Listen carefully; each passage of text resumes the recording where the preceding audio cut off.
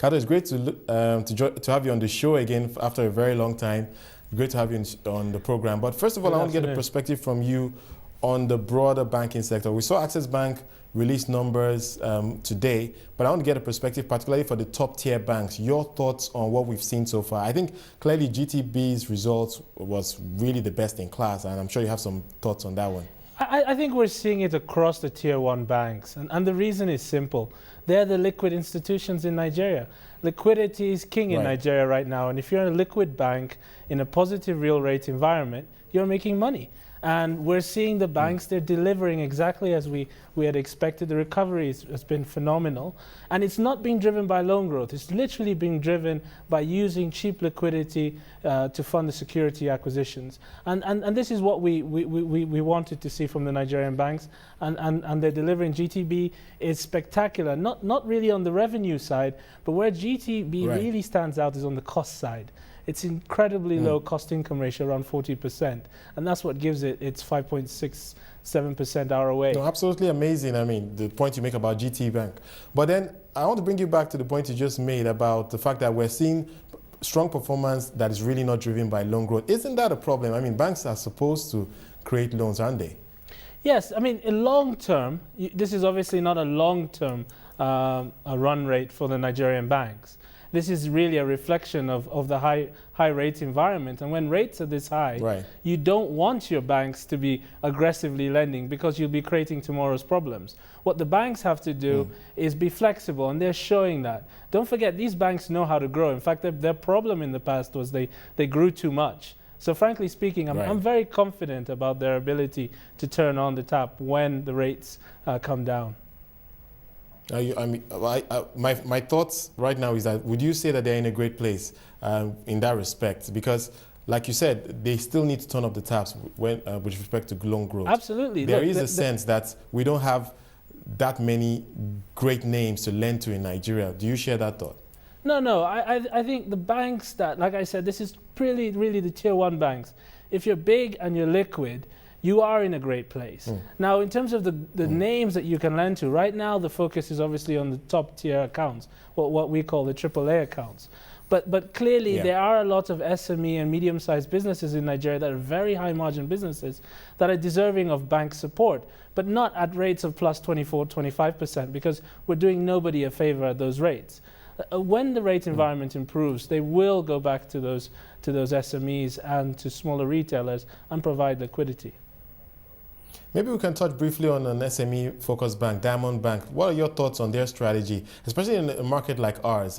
Many would question that. Focus on SMEs in a place like Nigeria where there is that risk lending to SMEs. Yeah, it's an extremely honorable strategy. I mean, this is what you want long term. I think Diamond Bank is offering you a long-term pathway to playing Nigeria. But in the meantime, there could be a lot of hiccups because obviously you're entering into a high-risk zone when you're lending to SMEs. And I think that's the real problem here. I think right now there's enough profitability to be made in the up-end corporates and also by using your liquidity. I mean, you've got GT with 9% margins, or most of our tier one banks are 8% margins. You're making good money in what is a low-risk lending environment. So Diamond Bank, I think, is where the banks will ultimately evolve to. Clearly, Nigeria needs to go retail, but it's got a long way to go before it's ready for full-blown retail like we've seen in Kenya. And what changes do you expect? I mean, what changes can we anticipate that will provide that platform for Nigeria to go full-scale retail, if you like? It's infrastructure. I mean, they need to keep improving. They've done a tremendous job this year on the power side. That needs to keep improving. We need better infrastructure for you to go retail. It needs to be cost effective. You cannot be cost effective in the current infrastructure that Nigeria has. That's number one. You need better identification. We need the legal system to work more closely with the central bank and the regulators, so getting your claim or processing a non-performing loan is not as difficult as it is currently. So it's a part of the evolution process, but there's no doubt that Nigeria will get there. I mean, just to give you a statistic, Nigeria is a country of 170 million people. It only has 25 million bank accounts. Kenya, with 40 million people, has 16 million bank accounts. So you can imagine where Nigeria can go. on the retail side. We just need to keep getting infrastructure right. Okay, let's talk about some of the risks that some people have highlighted in the past. The bonds exposure of banks is something that people have talked a lot about. I guess it's we're in a better place now as we've seen yields come down over the last few weeks. And there's also the issue of new exposure. And people are talking about the power sector. That may be a tricky place. And I think some banks are looking to get exposed there. Your thoughts on the risk that Nigerian banks are exposed to and your thoughts on how well they're mitigating against this?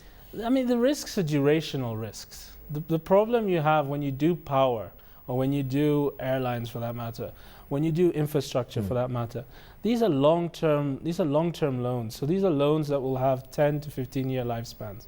Where is the long-term funding? We need more long-term funding. We need securitization in the Nigerian banking system. You can't just put everything off balance sheet and call it a contingent liability. You know, so what the real problem, the real risk long-term is, can we match our durational risks going forward? That's the key. And pricing it right. You cannot do a long-term infrastructure loan at 18%. You know, no one will make money. And it will probably be more pain than joy in the end. So that's really key. Right. But I do get the sense that some banks are getting into that. And who knows, maybe we're going to unearth another kind of worms at this rate. But okay, well, last point for me. Your thoughts on the big, I mean, should I say the outlook, in the broad sense, the outlook for the sector. We've seen relatively slow growth over the last few years for obvious reasons. We know that the bank was coming out of a crisis. What kind of growth rates can you anticipate going forward? There's almost no doubt in my mind that Nigeria banks should be able to deliver plus 20% balance sheet growth. Why? Simple. You've got 6-7% real GDP growth. You've got low double-digit inflation. You're already there at 17%, let's say, minimum. There's no reason why you cannot, on a nominal basis, grow your balance sheet 20% over the next 5 years in Nigeria. There's just no way. And don't forget that total banking system assets are only 50% of GDP. I mean, the world is ahead of them, really. Well, we look forward to how things play out. Thank you so much, Kato, for joining us. Thank you. On CNBC Africa.